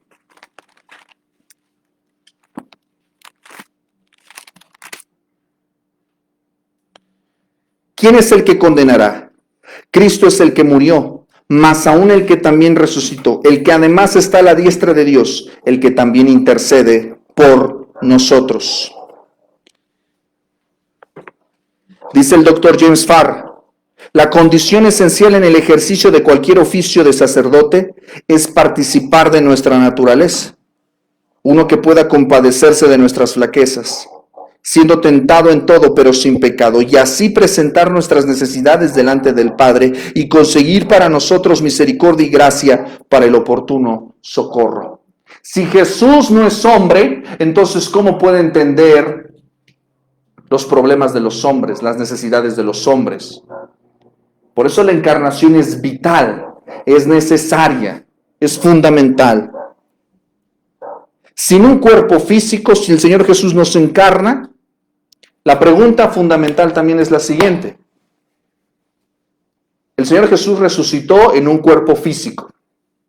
¿Qué pasó después de la resurrección? Eso, gracias. Ya estaba preocupado. 3 segundos muy largos. Ascendió a los cielos. ¿Ascendió en qué sentido? ¿Su espíritu se elevó y su cuerpo se quedó aquí? No, ascendió en cuerpo. Y está ahí en cuerpo intercediendo por nosotros. Ahora, la pregunta es la siguiente. ¿Cómo volverá? Encarnado. Ahora, esto es importantísimo, mis amados, porque el cuerpo que fue concebido en el vientre de María fue el mismo que caminó, que sudó, que sanó, que predicó, que murió, que resucitó, que ascendió a los cielos, que intercede por nosotros. Es el mismo cuerpo, pero glorificado. Y es el mismo cuerpo que vendrá. ¿Por qué? Porque exactamente, y eso lo dice desde la misma ascensión. ¿Por qué estaban los apóstoles, estaban los discípulos así viendo a las nubes? ¿Lo ves, Pedro? Ya no lo veo. Y aparecen los 2 ángeles y les dicen, ¿por qué están mirando al cielo? El mismo Cristo que ven, así vendrá, como le habéis visto ir al cielo. ¡Wow! ¡Amén! Palpable. Usted jamás va a tocar a Buda. Usted jamás va a tocar a Mahoma. Usted jamás va a tocar usted jamás va a tocar a Superman. Pero ¿sabe qué? Todo ojo le verá. Porque Él se hizo carne. Ahora su carne no es como nuestra carne. Ahora su carne es glorificada. Mejor que la de Adán. Por eso Él es el sustituto. Adán la regó y gacho. Jesucristo no.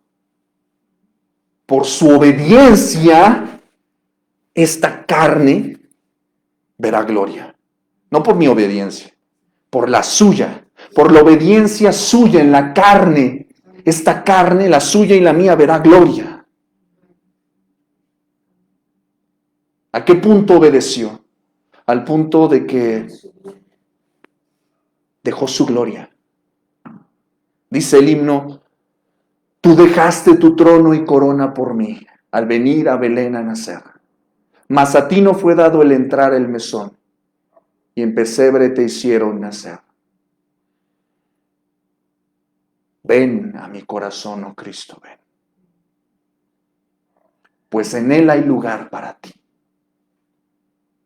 Ven a mi corazón, oh Cristo, ven. Pues en él hay lugar para ti. Creo que alguien corríjame, por favor, porque no me acuerdo muy bien del himno. Pero la maravilla de la encarnación es eso. El Dios eterno, inmutable, omnipotente, santo, todo lo que Él es, se hizo carne. Se hizo carne. Y esa carne no fue cualquier carne. ¿Me explico? Cristo va a volver en forma personal, literal, visible. Se sentará en su trono con su cuerpo. Está en su trono y establecerá su reino como hijo de David, porque él viene de ese linaje. ¿Por qué es importante la encarnación para nosotros?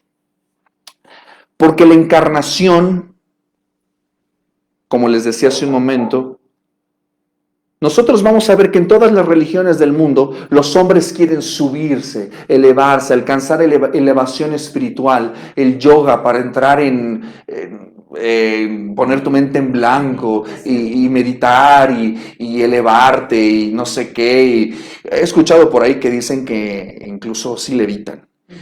Los demonios yo creo que los levantan. Pero en fin, a lo que voy es a esto. El hombre está buscando elevarse de su frágil condición, pero por sus propios medios, por sus propias fuerzas, y eso es imposible, pero es Dios. Por eso la encarnación es un milagro,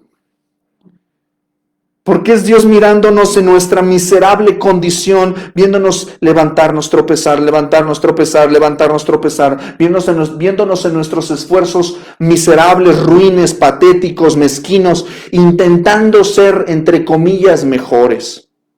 Alguien escribía por ahí, no necesitas conocer la Biblia, solo necesitas ser una mejor persona. Bueno, ¿cómo vas a ser una mejor persona si no conoces a Dios a través de su palabra?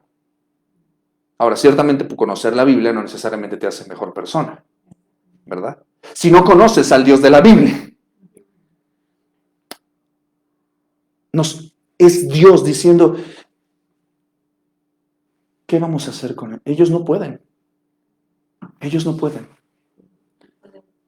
¿Ha visto usted a una criatura indefensa? Viendo que no puede. Si no te ayudo, no vas a pasar de ahí. No puedes. Y es lo que hace el Hijo. Se despoja de su gloria y viene a mostrarnos, como dice Juan 3:16, de tal manera amó Dios al mundo, que nos ha dado a su Hijo unigénito. Isaías capítulo 9 dice, porque un hijo nos es nacido, hijo nos es dado, y el principado sobre su hombro, y se llamará admirable, consejero, Dios fuerte, Padre eterno, príncipe de paz. Nos dio a su Hijo. El punto aquí es que las religiones buscan llevarnos, elevarnos, llevarnos a Dios, pero en la encarnación es Dios viniendo a nosotros, bajándose a nuestro nivel, ensuciándose en el lodo miserable de nuestras existencias. O sea, Y me maravilla porque no se fue a Acapulco. No se encarnó en Acapulco, no se encarnó en un palacio, no se encarnó en una posición cómoda. Dice que se encarnó y dice que se hizo siervo.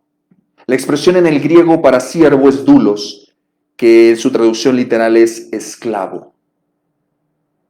Isaías constantemente lo define como el siervo de Jehová. He aquí mi siervo será exaltado, será prosperado, será engrandecido, será puesto muy en alto.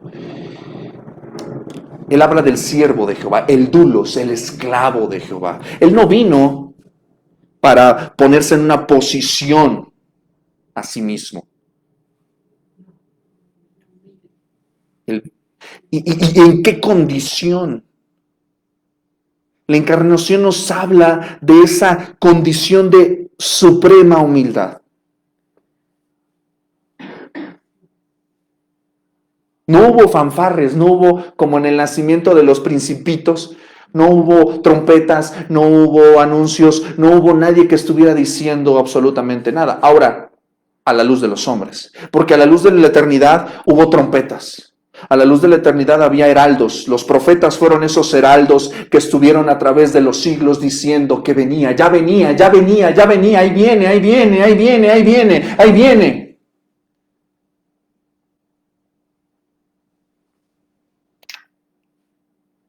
Y vino. Y dice que en el cumplimiento del tiempo, no antes, no después, se cumplieron todas las profecías, todas acerca de su primera venida se cumplieron. Él nace en Belén.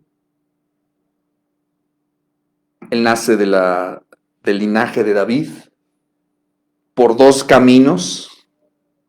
Él es rey por todas las partes que se le pueda ver. Legalmente, físicamente, Él es rey.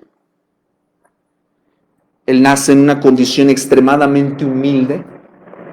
¿Sí sabe lo que es un pesebre?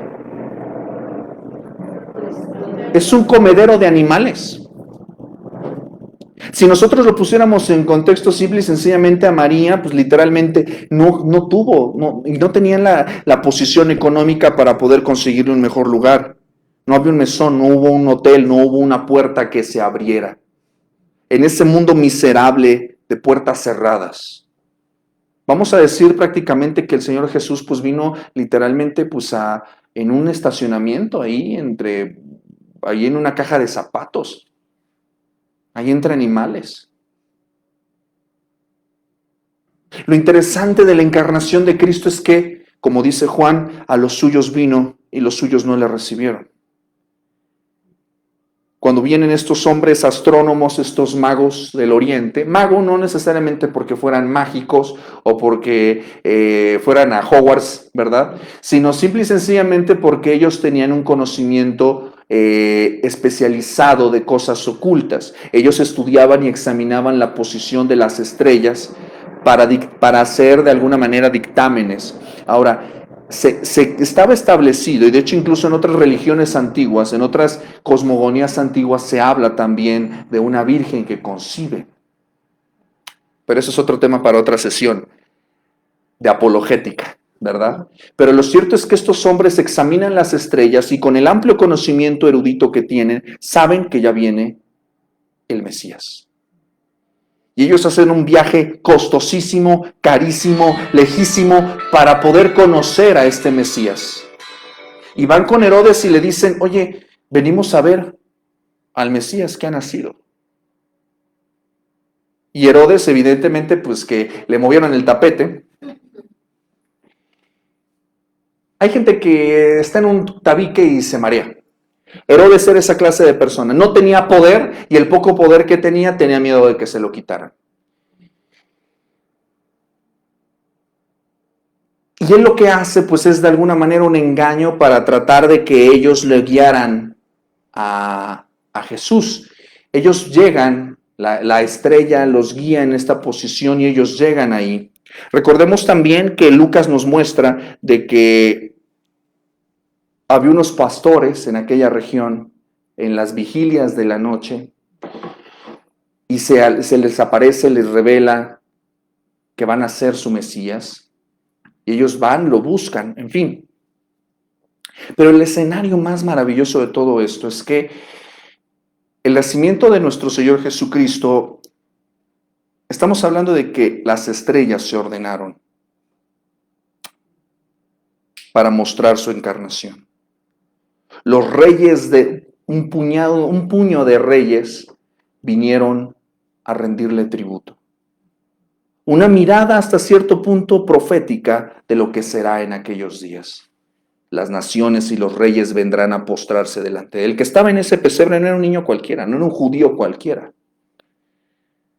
Ciertamente en la encarnación de Cristo muy pocos lo supieron, pero eso estaba anunciado. Le pregunta Herodes a los fariseos, ¿dónde ha de nacer el Mesías? Esa pregunta es de examen, esa se la saben. Oh, sí, claro, en Belén de Judea, porque así está escrito por el profeta. Esa se la saben. Para recitar está bien buenos. No, Miqueas capítulo tal, lo sabe. Está en Belén de Judea. Ah, ahí se queda la cosa. Ellos saben que van a ser en Belén y no hacen nada.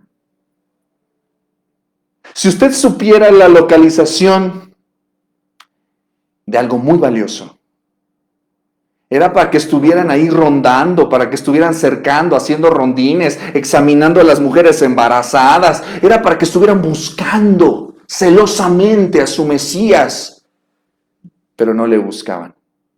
Mejor otros de fuera vinieron, de muy lejos, para buscarle. Y los de su casa querían matarle. La encarnación de Cristo sigue suscitando esos niveles de conflicto. Siguen preguntándose, ¿es Dios? ¿Es hombre? Pregúntenle a Dan Brown en su Código Da Vinci, rebajando a Jesús a cualquier maestrito carnal, ¿verdad? Siempre ha habido en la historia de la iglesia, siempre ha habido, en la historia de la humanidad, siempre ha habido personajes especulando. Pero si algo se ha probado es que Cristo es hombre. Si algo se ha probado es que Cristo es Dios. Si algo se ha probado es que las condiciones de su nacimiento fueron infinitamente complejas y sencillas al mismo tiempo.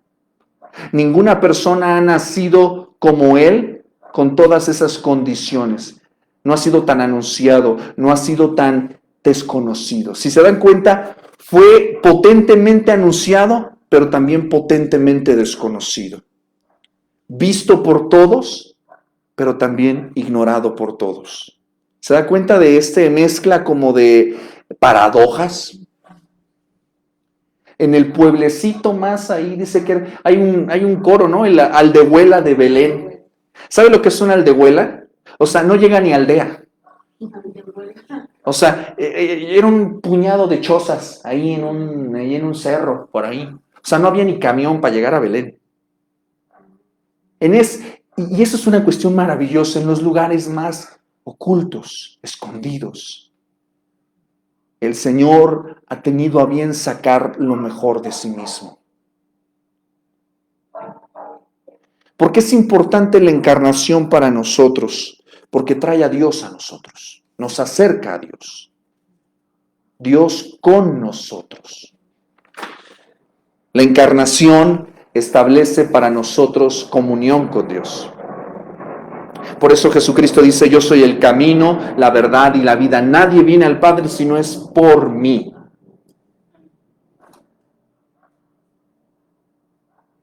El Señor Jesús le dice a Juan cuando le pregunta, ¿tú eres el Cristo? Le dice, bienaventurado el que no haya tropiezo en mí. Nos estamos acercando ya a una fecha de todas las fechas. Diciembre es la fecha de mis favoritas, ¿verdad? Porque se crea un contexto de fiesta, pero no hay que perdernos entre las luces, las esferas, el árbol, las comidas, los regalos. No se pierdan eso. Quizás me estoy adelantando, pero cuando vamos a la persona de Cristo es muy fácil perdernos en lo de afuera, en lo exterior, en lo aparente. Es muy fácil perdernos en los coros, perdernos en la música, perdernos en las reuniones y perdernos de la esencia del hecho de que Dios nos dio lo mejor de sí mismo. Dietrich Bonhoeffer, el teólogo alemán, dice que la encarnación de Cristo es la maravilla de maravillas.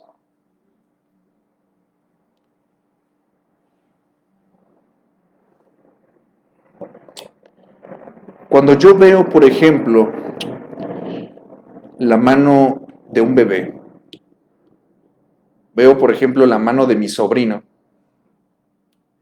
una manita así gordita, chocha, una manita. Bueno, ni tan manita, porque ya creció. Pero vas a ver Pero las manitas de Cristo. esta es una cuestión muy, muy bonita, porque a diferencia, insisto nuevamente, de muchas religiones en el mundo, el cristianismo es una de las confesiones de fe históricas que exalta la infancia. Dios se hizo hombre, se hizo niño. ¿Recuerdas las manos de tus hijas?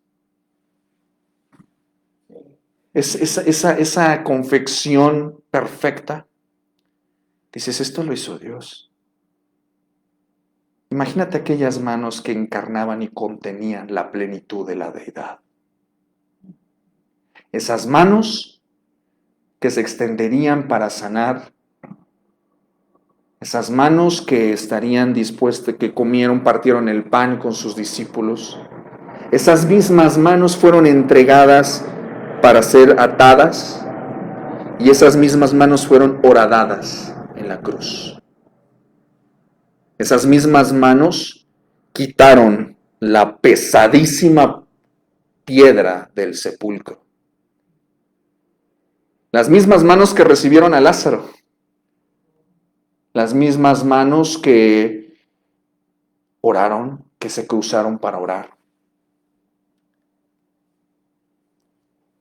Esas mismas manos son las que resucitaron. Con orificios y todo, pero glorificadas. Que tocaron a sus discípulos. Que partieron el pan, resucitadas. Esas mismas manos son las que le dieron una palmada en la espalda a Pedro y le dijeron, ¿me amas, Pedro? Esas mismas manos fueron las que ascendieron a los cielos, las que están intercediendo entre Dios y nosotros. Y esas son las mismas manos que vendrán con espada y vendrán a juzgar. Es exuberantemente complejo hablar de la encarnación de Cristo, pero es abrumadoramente sencillo. Bonhoeffer dice que si no puedes explicarle esto a un niño, fracasaste como predicador o teólogo. Por eso es tan sencillo, pero no quisiera que pasáramos solamente la página y decir, bueno, Dios se hizo hombre, el Verbo se hizo carne y ya, feliz Navidad. Sino que reflexionáramos qué había en esas manos.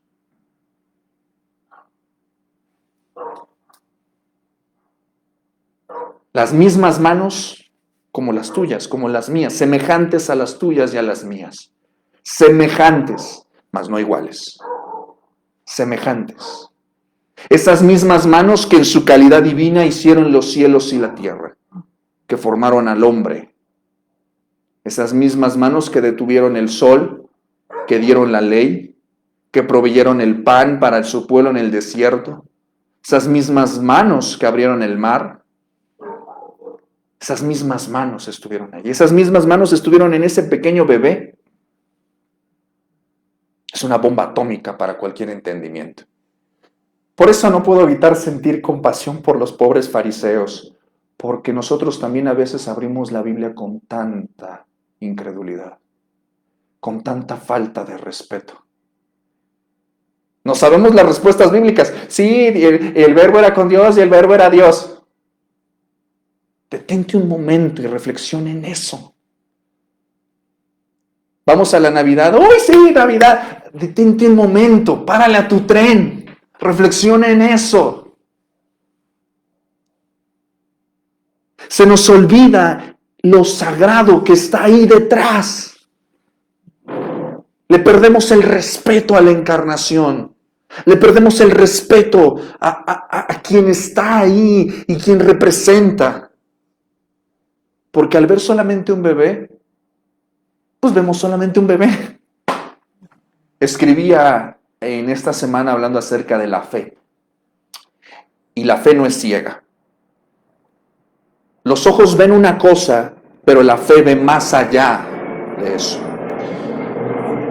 Los magos vieron con sus ojos a un niño en un pesebre, pero la fe de estos magos veía al Rey de Reyes y Señor de Señores. La fe de los pastores veía a un niño en un pesebre. Los ojos veían eso, un niño en un pesebre, pero su fe veía al Mesías de Israel. Sigo pensando, ¿qué pensaría su madre? ¿Qué pensaría José? No lo sabemos. Pero dice Lucas que María meditaba y guardaba todas esas cosas en su corazón.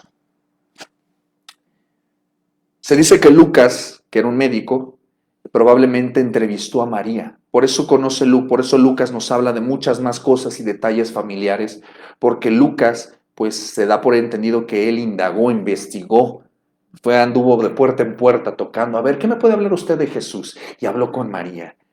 Imagínense esa conversación. Usted cuando habla de sus hijos, ¿qué cuenta? ¿Quién los conoce mejor? ¿Qué le gusta, qué no le gusta? Sus características físicas. Hasta le contó cuando se le perdió el niño en Jerusalén.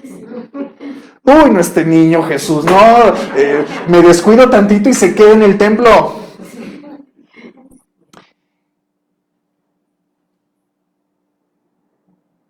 Quedémonos con eso. Que ya no quiero abusar más porque siento que y no le quiero dar más teología porque siento que le estoy abrumando con algo tan sencillo y tan profundo. Pero lo que usted debe saber es que la encarnación es un asunto vital. No sé usted, pero no pude evitar el forzarme a mí mismo a no romper en lágrimas. Me conmueve hasta las entrañas. Saber que es como yo, pero no es como yo.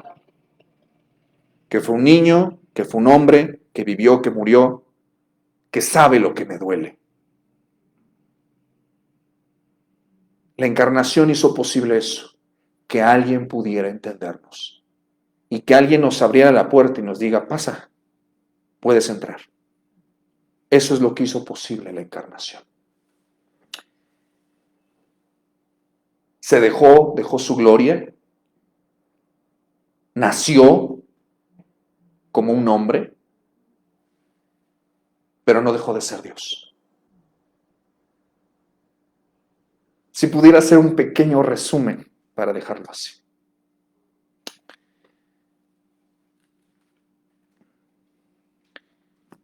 Lucas, capítulo 1, versículos del 26 al 38, dice lo siguiente. Al sexto mes el ángel Gabriel fue enviado por Dios a una ciudad de Galilea. Lucas 1, 26 al 38. A una ciudad de Galilea llamada Nazaret, a una virgen desposada con un varón que se llamaba José, de la casa de David, y el nombre de la virgen era María. Y entrando el ángel en donde ella estaba, dijo, salve muy favorecida, el Señor es contigo, bendita tú entre las mujeres. Mas ella cuando le vio se turbó por sus palabras y pensaba qué salutación sería esta.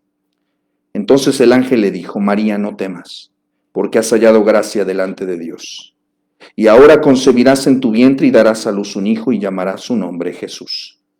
Este será grande y será llamado Hijo del Altísimo. Y el Señor Dios le dará el trono de David su padre. y reinará sobre la casa de Jacob para siempre, y su reino no tendrá fin. Entonces María dijo al ángel: ¿Cómo será esto? Pues no conozco varón. Respondiendo el ángel le dijo: El Espíritu Santo vendrá sobre ti, y el poder del Altísimo te cubrirá con su sombra, por lo cual también el santo ser que nacerá será llamado Hijo de Dios. He aquí tu parienta Elizabeth, ella también ha concebido hijo en su vejez, y este es el 6º mes para ella, la que llamaban estéril, porque no hay nada imposible para Dios. Entonces María dijo: He aquí la sierva del Señor, hágase conmigo conforme a tu palabra. Y el ángel se fue de su presencia. Vamos a orar. Padre bendito, en el nombre de Jesús te damos gracias, Señor, porque en medio de mi torpeza, Señor, para poder explicar la maravilla de maravillas, tú, Señor, a través de tu palabra nos abruma, Señor, con la sencillez profunda y eterna de tu persona. Gracias, porque un día viniste a nosotros, porque viniste, Señor, a este mundo caído, a compartir nuestras necesidades, a compartir, Señor, el frío, el calor, el hambre, el sueño. Gracias, Señor, porque nos entiendes. Porque al hacerte carne, nuestra carne puede alcanzar obediencia y redención. Porque tenemos a alguien que intercede por nosotros. Porque podemos formar parte de una nueva humanidad. Gracias porque te hiciste carne en el vientre de María. Gracias porque al hacerlo nos recuerdas que la vida es importante, que la familia es importante, que el matrimonio es importante. Gracias, Señor, porque dispusiste todas las cosas eternamente para este propósito. Gracias porque te revelaste, Señor, a unos cuantos y te sigues revelando a unos cuantos. Te damos gracias porque esas manos, esa carne, Señor santa, vivió, sirvió, amó, obedeció, murió en la cruz. Gracias porque esa carne resucitó en gloria. Gracias porque esa carne nos tocó con manos glorificadas. Esa carne ascendió a los cielos, esa carne intercede por nosotros, esa carne volverá a reinar. Gracias porque en tu encarnación nos muestras que hay futuro, Señor, para los hombres, solamente en Jesucristo. Señor, maravíllanos siempre, no dejes de maravillarnos con el milagro del pesebre, con el milagro del vientre. No dejes de maravillarnos con el milagro, Señor, de tu nacimiento, de tu carne, del Verbo hecho carne. Que cada vez que cantemos un cántico, Señor, navideño, que cada vez, Señor, que nos aproximemos, Señor, a la mesa del Señor, a la iglesia, a los hermanos, recordemos que tú te hiciste semejante a nosotros. Señor, acompáñanos, Señor, en cuerpo y alma, Señor, a tu pueblo. Te lo rogamos en el nombre de Jesús y te damos gracias por esta enseñanza, profunda y sencilla al mismo tiempo. En el nombre de Jesús, el Verbo hecho carne. Y en su nombre decimos, amén. Amén. Mis amados hermanos, muchas gracias por acompañarnos en esta maravillosa sesión de estudio que hemos tenido. Hemos estudiado la encarnación de Cristo, estamos estudiando la persona de Cristo. La próxima semana, si Dios lo permite, estaremos mirando al Cristo glorificado. Estaremos mirando al Cristo glorificado, al Cristo en gloria. Y así culminaremos nuestra mirada acerca de la persona de Cristo y pasaremos al siguiente tema. Recuerde que todos los miércoles nos vemos a las 6 de la tarde en Fundamentos de la Fe. Le animo a que comparte este mensaje con sus amigos y familiares. Recuerde que este mensaje estará en YouTube. Usted lo podrá escuchar en SoundCloud, lo podrá escuchar en Spotify y lo podrá ver más tarde en Facebook, por favor. Entonces le animamos a que nos acompañe. Nos vemos también el domingo. Estaremos enviando mensaje también el día domingo. Acompáñenme en sus oraciones. Vienen cambios también para la casa pastoral, pero bueno, acompáñenos en sus oraciones. Recuerde que Ministerios Voz que Clama está comprometido con la palabra del Señor. Gracias por acompañarnos en esta clase digital, clase presencial. Gracias por acompañarnos. Somos abundantemente bendecidos y nos estamos acercando ya a fechas maravillosas para reflexionar acerca de la persona de nuestro Señor Jesucristo. Gracias por acompañarnos, gracias a nuestra hermana Carla en los comentarios. Tenga usted una excelente semana, Dios le bendiga y recuerde, a Dios sea la gloria. Hasta pronto.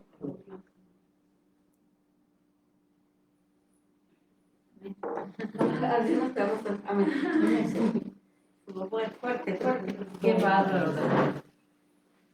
Pregunta, ¿ya se desconectó? ¿Por qué no veo que se desconecte? Entonces desapareció. A ver, Todavía no se desconecta, espérame, es que todavía no veo que se desconecte esta cosa. ¡Ah!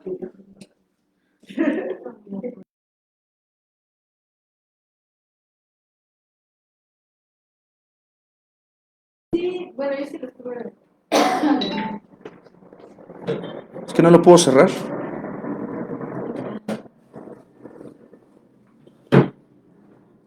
¡Ah! ¡Ayuda! Ah, y ¿cómo lo realizamos? No sé. Ah, bueno, pues sí. Ah, sí. Ok. Ah, no se preocupe.